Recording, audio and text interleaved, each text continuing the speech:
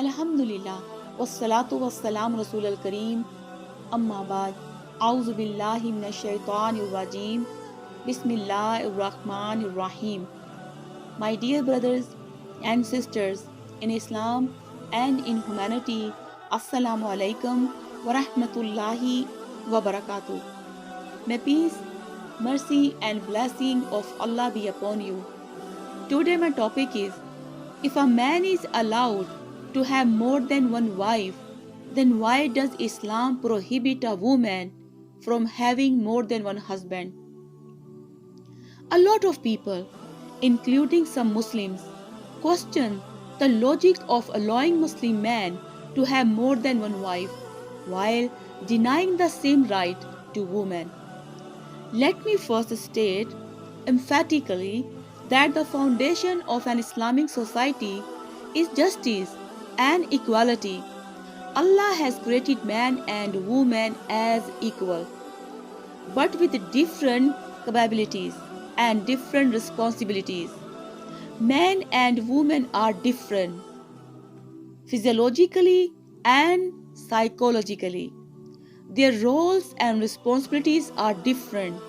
Men and women are equal in Islam but not identical. Surah Nisa chapter 4 verses 22 to 24 gives the list of women with whom Muslim men cannot marry. It is further mentioned in Surah Nisa chapter 4 verse 24, also prohibited a woman already married.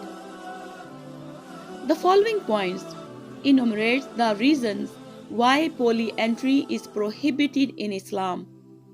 If a man has more than one wife, the parents of the children born of such marriages can easily be identified. The father as well as the mother can easily be identified.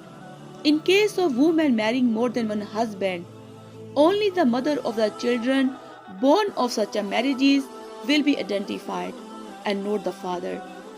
Islam gives tremendous importance to the identification of both parents, mother and father.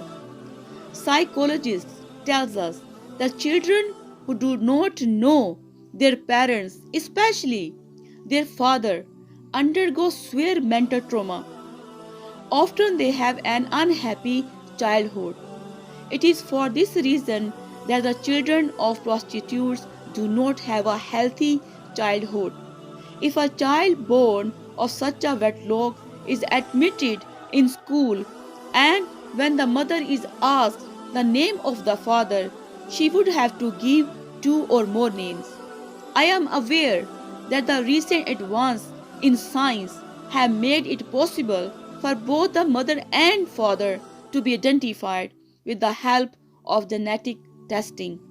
Thus, this point, which was applicable for the past, may not be applicable for the present.